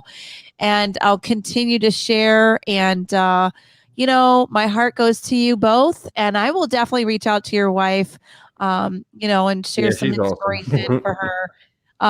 But you guys are amazing. Thank you so much for coming on the show. Please and definitely on the other side of things, I got some signed things around here. Like if you guys want to auction some things off, I got some things I could throw at you guys to kind of help out that way too. Yay. Oh man, definitely. Look, she's got another Knuckle Up. I think she's working with Knuckle Up with them. Okay. Anyway, Oh, we lost him at the last second. No. I think his phone probably died. That has to be because the Yeah. only way that happens like that isn't. Yeah, He didn't no because oh wait, no, he's right back. Look at that. Look at Oh, that. is he? Look at that. He got back over. Okay. That was quick. We thought the phone died. We thought the phone Bro. died for sure. it did, and it come back alive. Yes. That's a God thing. Let me tell you. Yeah. I told y'all. Talking about Look, God ain't playing. Y'all better recognize. I'm telling you. Oh my gosh. I definitely want to welcome you back on the show again. Definitely touch base with you and see how things are going. If you're willing, we would love to have you back. Most definitely. Look, reach out to my wife, and she's Yes. doing the podcast thing where they're doing like a 20. Ooh, look at her. 24-hour long live to where they're gonna be auctioning Like a stuff off and telethon, yeah, everything. Yeah. Oh, so wonderful. Yeah, I'll definitely link up with her, and I know the Knuckle Up guys. I'll definitely. awesome. I've got some posters I can sign and donate that I still have. So Awesome. I greatly appreciate y'all. You have I thank y'all. Listen, man, it is no problem, dude. When this is what how we act involved in combat sports is stuff like this is the athletes involved in combat sports. You guys don't have enough media, microphones, television sets, giving your guys stories out there. So is one of the reasons why we got into media. So I mean, when it's something simple like that, if I, a $50-$60 thing that I could toss out of my pocket that'll help you guys raise some money, that's nothing. Same thing with as Rachel's saying, she has photos from things like that's nothing. I think I still have some stuff from Bass Rutten that I had for my Blaze kids, and I think I still have some of those stuff. So maybe we can send that your way. Whatever will help. Absolutely. I'll have to dig for it. It's in my souvenir box, but I'm sure I can find it. And Bass is one of my really good friends, so I'm sure he wouldn't mind if I send you some stuff. That's awesome. Definitely looking forward to that. Thank you, Bobo, for coming on tonight. And I want you to have a wonderful weekend. And I will be praying for your family. And I truly believe God has got something very special, and he's going to use your family to shine the light on those who are looking for hope. Thank you, man. Y'all have a blessed weekend. Yes, you too. And again, make sure you guys are following him on Twitter too. I know you need to get that Twitter following up too. Yeah. Right. Yeah. Get my wife on it.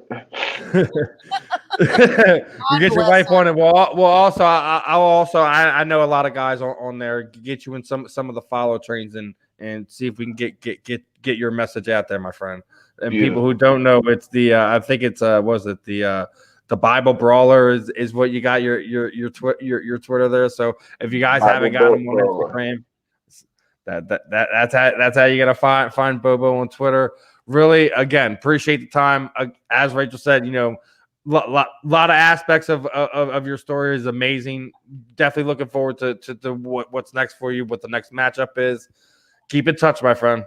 We're always here. Thank y'all very much. Y'all have a blessed evening. You too, my friend. Virtual hugs. All right. All right, everyone. That was Bobo, the Bible Brawler O'Bannon. Yes. But listen, it was one of the, like, we go over this all the time when me and you talk about guests and stuff like that. And I would just say there's always ones that are cool and special for you. And I kind of felt like this week would have been one of them. You just told me not to wear mascara, Steve. Oh, I can tell you that now. I got raccoon eyes going on right now, but my heart is so warmed right now. Yeah, I mean, he's a special dude, man. It's one of the things I thought. He's one of these guys I thought is one of these guys that me and you always like to follow in his sport. Big heart and stuff like that. So Where's our next guest? Where's Taurean? Am I saying he's doing pictures right now. So pictures? he just weighed in. Oh wow! Maybe we should have had him on first. Well, maybe we should have had him on first. Maybe. Yeah, if I knew he was weighing in this time, I would have asked Bo to switch it. That's incredible. Where is? Oh, that's right. Because his fight is tomorrow. Yeah, exactly. Oh wow! Yeah, this is. I don't even know how to say his name. Boggess. Look, I like bogus. Remember that from remember that from okay. I thought it was like some kind of fancy last name. Remember that from Monster Squad? Bogus. Oh, oh my gosh. Yeah, so he's fighting tomorrow. Yeah. Wait, who is he fighting?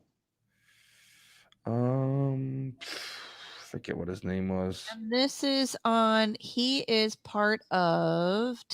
Yeah, the G.O.A.T Combat Agency. We've had a bunch of them guys on. I haven't heard of that. Where are they located, Steve? Well, G.O.A.T.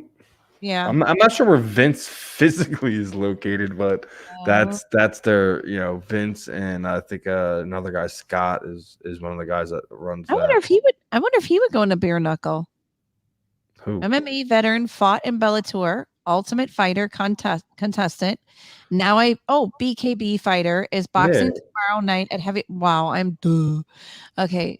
Heavyweight, and on the 19th is gonna fight at 165. And so he's fighting heavyweight tonight. He literally, I think he just said the guy was a little bit over now, so he has to go run. That's what's keeping him up because the guy hasn't weighed in.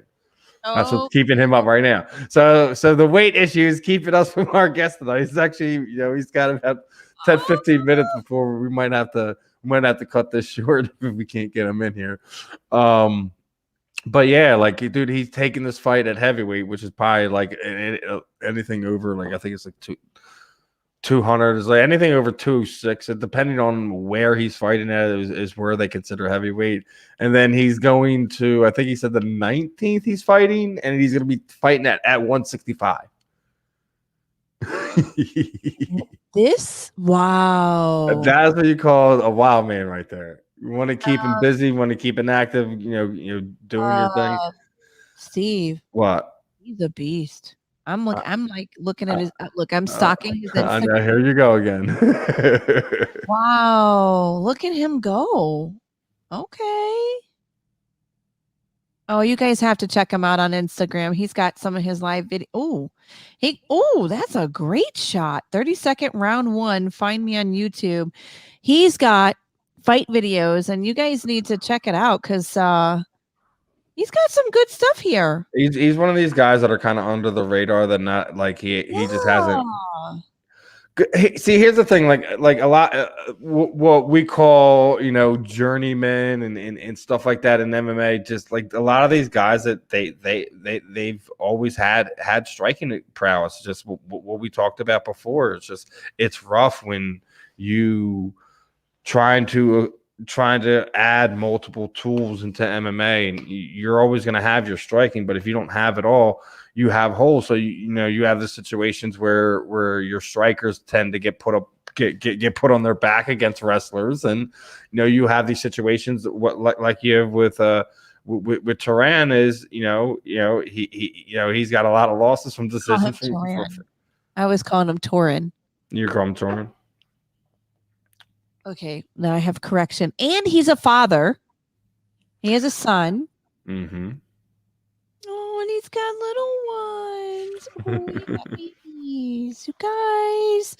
I love it. I love it.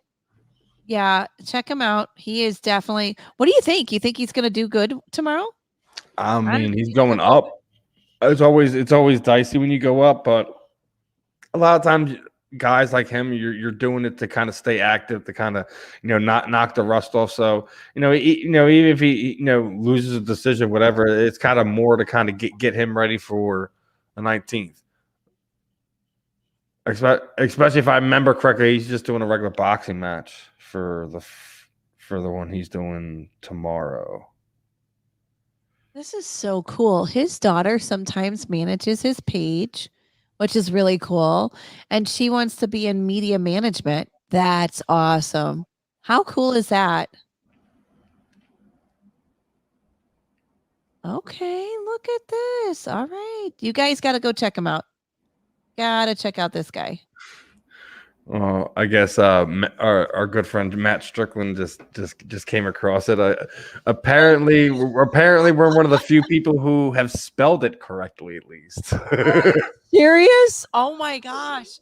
Well, no, I mean, it's one of the things. Like, yeah, I remember when I was writing it out to even send it to you, my phone kept trying to change it to something else too. So I could see like where people would spell it like Tore, or like they mess up my name all the time. So that's why I just go by my middle name. I don't even fret with my first name. Don't even ask me because I'm not even going to tell you. Steve might know, but I'm not telling what my first name is. But just call me Rachael. It's so much easier. So much easier. Oh, I used to get teased when I was a kid all the time about my name, and I hated it. And so now I'm like, please just call me Rachael. That's my middle name. It's so much easier, and I don't have to remember all those nasty kids that tease me about my first name, which is terrible. People are evil in this world at times. And all I gotta say is to all you motherfuckers that was teasing me, look at me now. Now, what you got to say? That's what I said. No, exactly. Be nice. Oh, check it. So, like, I wasn't exactly a nerd. I was very popular my senior year. I went to all 4 proms. Yes, 4 proms, freshman, sophomore. I went to all my proms. Well, I got invited to proms with, Okay, so anyway, that's a whole other story. Another show. But yeah, I mean, I'm really touched by Bobo's story. I really hope that someone hears this story, and I really hope that people. It's rough. Like, dude, like I remember, like a lot of the stuff that we dealt with just when you were going through some of your stuff and your misdiagnosis from X, Y to Z. But like, dude, like I try to tell you when we set this up, and you were like, I'm like, it's way more than what you think it is. And once he explained it to you, I told you it's deep. I was hoping it was just going to be a 1, 2, 3, just remove the breast implants and she'll get better like I did. That's not the case. No, this is something that she was. I'm from what I like she was born with. Yeah, a lot of the stuff she was born with and stuff like that. And but you know what, Steve? Here's my thing. Okay, so how do I say this without? Okay, so I don't believe in doing this, Steve. This in the arm, in the muscle. And I truly believe that there are probably millions and thousands of people that have got injured from, this that goes in the muscle in the arm or in the leg when they were babies. I've done a lot of research on it, and flu shots and stupid things like that. It doesn't belong in our body, and it's sad. It's really sad because now I, gone through my illness and done all this research, and I was never like an anti-vaxxer or anything like that. But now that I've done research and now I know what they're pumping into our poor babies and our, our bodies, and now autism is on the rise, it just makes me wonder if something happened in her body from that, even when she was a child. A flu shot, I mean, my daughter, in order for her to be a senior, they wanted her to get, I forgot what the shot was. And I decided to file a religious exemption. And I wish I didn't know it was that easy. I wish I had done that when she was born. I wish I did that with all 3 of my kids. And I live with this guilt that it's a possibility that some of their ailments is from getting the shots. And as a parent, that's really hard to deal with, and I mean, to watch our kid have to suffer through some things that possibly they may have not even developed. It's just interesting. I don't know. I'm not a scientist. I have a lot of faith. I believe in God, and I don't believe that those type of things belong in our body. And I do believe that man has created a lot of our issues. Listen, you know how I feel. Like, I already like my daughter's already crazy about all that stuff. Like, because all her friends and all that stuff. But like, listen, I'm not gonna force my kid to do something she really doesn't want to do. No, But I'm not gonna. But I'm also not gonna beat that drum either, dude. Everyone's their own person. Whatever you feel is best for you, and everything like that. I kind of stay away from all that because there's no judgment. It's everybody has a choice, and hopefully that choice doesn't get to be taken away selfishly because it's against the Constitution. But hence the Constitution book that I keep telling everybody: refresh yourself on what this little booklet, all of this information, your rights, your human rights are all in this book. And I don't know what they taught me in school. I'm starting to wonder if they really are really teaching the right thing in schools these days. We're back at that day. Yeah, we can make arguments about that. I don't think we're gonna get Mr. Boggess on tonight, unfortunately. No. Well, but here's the thing. But here's the thing. Regardless, we can still, huh? That is so crazy. His last name is Boggess. Boggess. Yeah. Either way, it's just gonna sound like bogus. You're so bogus. Oh God, I'm sorry. I'm so sorry, but I'm. I mean, I'm the one I'm the one that turned it into a movie reference, so I can't even really say much. But yeah, that's either true. way. Like, I'll keep in contact with him. We'll see. We can reschedule him for. I don't have anybody for next Friday, so if he wants to come on next Friday, well, is that next Friday? Is the 18th? Okay, the 18th. So we still have another week.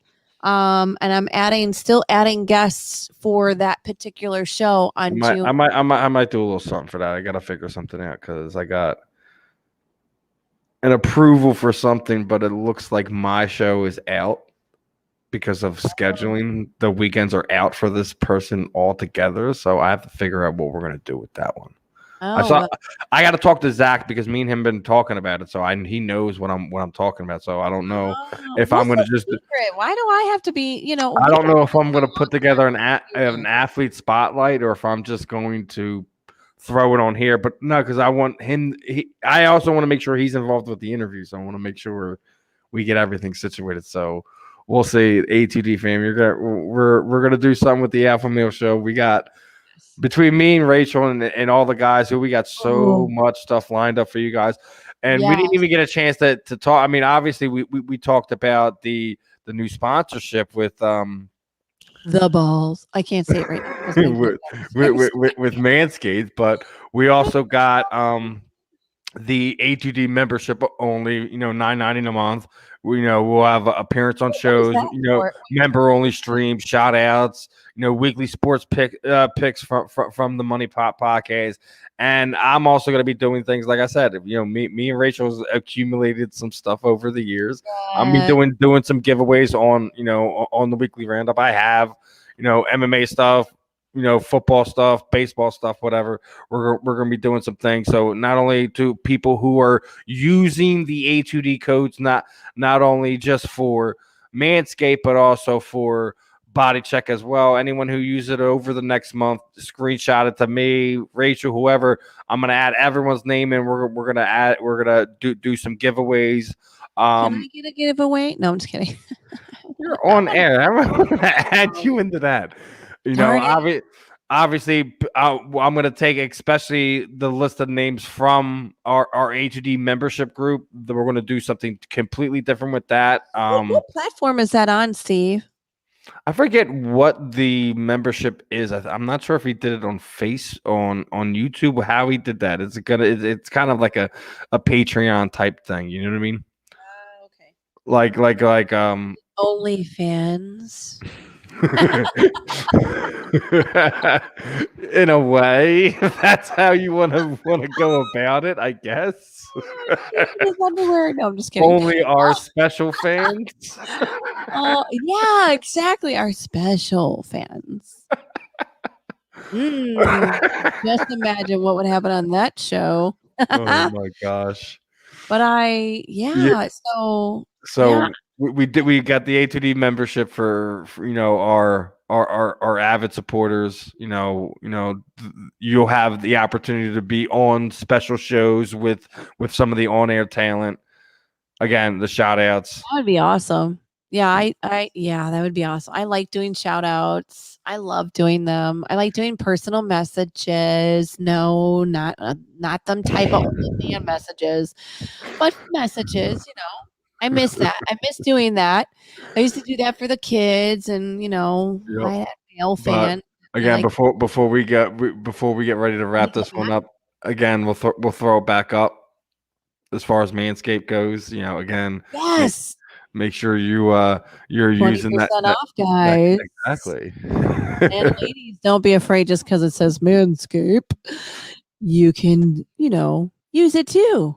From what I understand, we need that down there too. I'm just saying. What you're gonna develop your ladyscape? Is that what you're trying to tell us? Yes, ladyscape. I love it. Where's mine? Damn it. What's funny is that I love my gynae. Okay, I have to tell you, my gynae is the best gynae, and she's a female, and she's super gentle and super awesome. But she told me, she's like, Rachel, we have to have a talk. And I said, what? Why? What's going on? What happened? And I'm thinking oh my God, there's something wrong. And she's like, Rachel, we need those down there. We need our hair down there. And I said, but why? I said, but in the summertime, it creates odors and it's sweaty and I'm like, that's just not girly. And she's like, well, it's there for a purpose. And she explained it to me. And I was like, oh, well, does a landing strip, does that work? Does that count? And she just started laughing. She's like, oh, Rachel, we're going to have more talks like this. But my gynae was the only doctor out of all my doctors who believed me that my breast implants were making me sick. And she told me before I got really, really sick, she's like, you need to have those removed. And I looked at her, I'm like, are you kidding me? I just paid for all these. I'm not having them removed. And I was in denial for a while. And then when I had them taken out and I got to see her again, she was like, oh my God, you got those taken out. I'm so glad. And look at you. You look great. You're so much better. And I'm like, I know. I should have listened to you 4 years ago and I didn't. I mean, you didn't listen to me when I was trying to tell you it could have been one of the things, and you just no. Just in that spot. No, Steve, are you kidding me? Those are safe. They're FDA approved. Well, now we know all about the FDA and the CDC and all them other people. I mean, if we're not gonna get into that argument, Rachel. No, we're gonna leave that alone. Just the simple fact that they're opening everything up and they're using the fact that you can get vaccinated and get a free ticket to your home sports team is an issue in my opinion. Exactly. The more that they put, but like I said, hey, to each their own. If it makes you feel safe, it makes you feel comfortable. My life is worth more than seeing a damn team. I could care less about seeing a damn team. I could care less about that. My life means more to me than any of all that. Materialistic things, and this is what God talked about in the Bible. Stop materialistically worshiping material things, and therefore you won't have those issues. I did want to bring up something that Bobo said about his wife. And he said that, you go and you treat one illness with something and then it creates another one. And that's what happened to me. And I can completely relate to that because I was on 22 different medications per day and they were doing nothing to help me. In fact, they were making it worse. And the other thing I wanted to say is that doing the research that I did on the medications that I was on, the majority of the medications I was on had heavy metals in them. And heavy metals do not belong in our body. And that's what causes a disruption in our body because our immune system and our body does not know what to do with it. And so it just sits in our body. And it's interesting. I just watched a video the other day. You know how they're doing the whole magnet thing with people who have got the, the jab. And so there was a woman who didn't get the jab, and literally the magnet was sticking to her all places all over her body. She was sticking them on her boobs and her chest and, her face, and it was sticking, but she didn't get the jab. So that tells me that the toxicity of all of our bodies, we are full of metals, and that's what makes the disruption in our body. Crazy, isn't it? Right. All of it's nuts. It is. Now, I'm getting ready to get out of here because I still have a whole bunch of running around to do. No, you don't have any running around to do, Steve. Let me tell you, just get your little butt down. So whose house are you at? Where I've been. What do you mean? No, who? No, I've never seen that room before. Yeah, you have. If you watch every show that I'm on, I'm typically here. Just when I'm on the air with you and I happen to turn the camera on, I'm upstairs. Oh, you're in the basement. Yeah. Oh, okay. Because I'm like, your room looks different than what I ordinarily see behind the scenes. What? Because that's upstairs. It's downstairs. Oh, yes. Okay, that's upstairs. Sorry, guys. Anyway, next Friday, tune in. He'll be back. Yes, he's good for next week.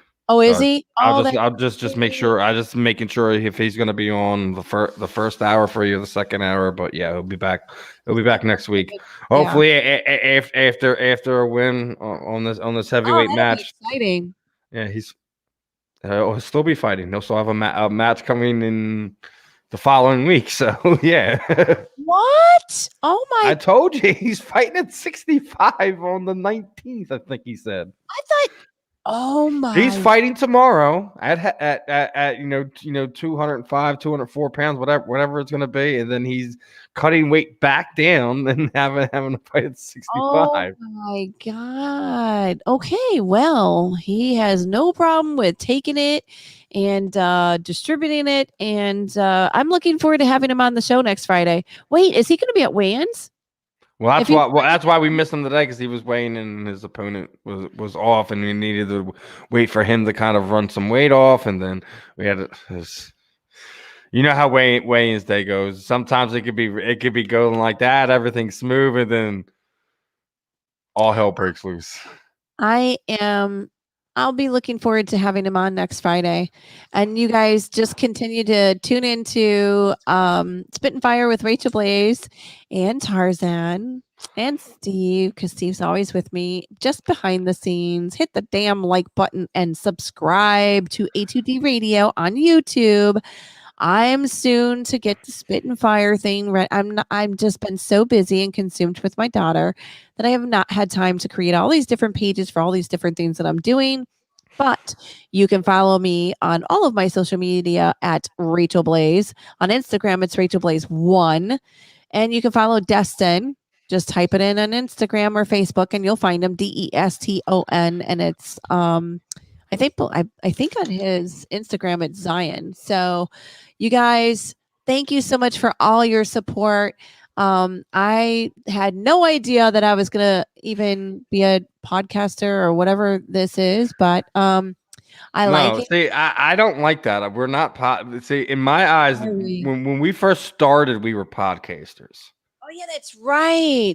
In my opinion, now we have graduated to media personalities, however you want to talk. We were podcasters back then.